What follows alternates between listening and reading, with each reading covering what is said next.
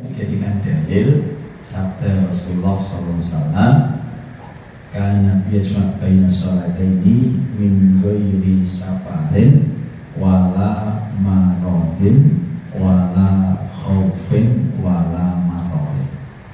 Jadi ada hadis yang menunjukkan bahwasanya menjamak dua sholat itu boleh dilakukan meskipun tidak ada sakit, tidak dalam perjalanan, tidak karena hujan dan tidak karena takut.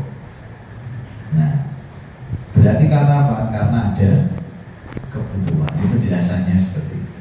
Kalau karena sakit, jelas sakit rusak, macam untuk safar perjalanan juga pantas banget. Kemudian hujan itu juga boleh jamak. Kemudian karena takut itu biasanya kalau ada musuh atau perang.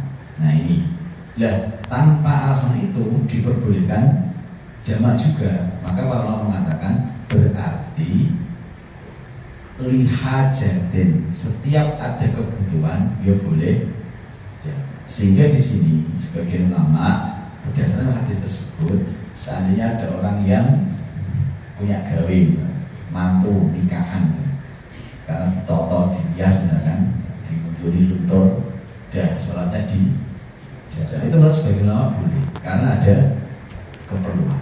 Jadi kalau jamaah lebih fleksibel. Kemudian sekalian di bab jamaah juga, itu orang boleh melakukan sebelum safar, boleh. Misalkan mau pulang, karena dari sini maghrib kan belum jalan, masih di tempat, itu sudah boleh jamaah. Kalau jamaah sudah boleh, tidak harus ketika meninggalkan kota. Nah ini kalau jamaah. Ya. Yang penting ketika mau safar itu aja. Ini kalau jamaah. Sedangkan untuk qashar ini sedikit berbeda. Diskon qashar yang bisa memendekkan sholat yang jadi 4 jadi 2, ini berlaku ketika safar. Jadi hanya ada qashar ketika safar. Maka udzur-udzur yang tadi sakit itu nggak boleh qashar. Terus hujan nggak boleh qashar. Ya yang boleh itu safar sama khauf, saat perang atau saat perjalanan.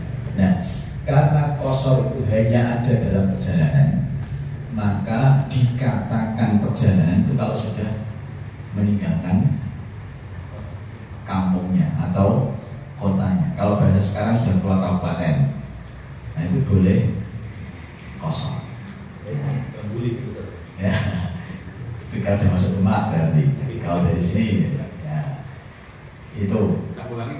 Nah, kemudian karena qashar itu harus ada dalam safar, maka di sini nanti dikaitkan dengan jarak perjalanan.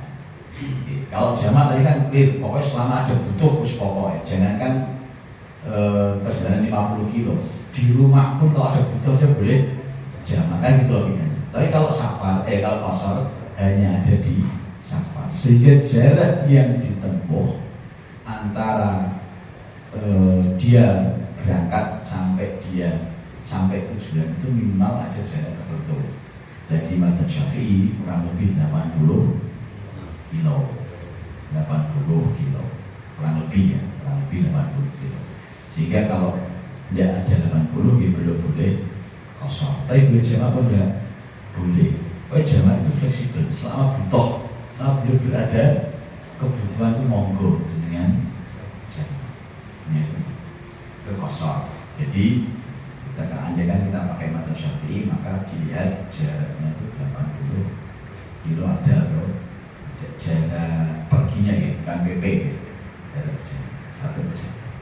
gitu. Nah kemudian kalau mau mempraktekkan jamak qashar sekaligus sah-sah saja selama dalam perjalanan dan sudah pindah kabupaten tadi ya. Ketika misalkan perjalanan di Kudus sampai mana? Semarang belum ada 80 gitu. Belum ada, berarti nggak bisa qashar ini. Solo mungkin atau mungkin lagi Batam misalkan. Ketika dalam jalan monggo. Jamak kosong prakteknya berarti misalnya kalau dua sama satu juga, kalau maghrib sama saya tiga dan dua, itu praktek penggabungan jamak dan kosong. Oke, monggo. Nah, seandainya tidak bisa mengkosong karena belum terpenuhi sebab-sebabnya, syarat-syaratnya, maka cukup jamak itu juga boleh mengambil kosong jamaknya saja, itu juga. Misalkan maghrib sama isya 3 dan 4 dikerjakan di awal minggu di rumah gitu. Terus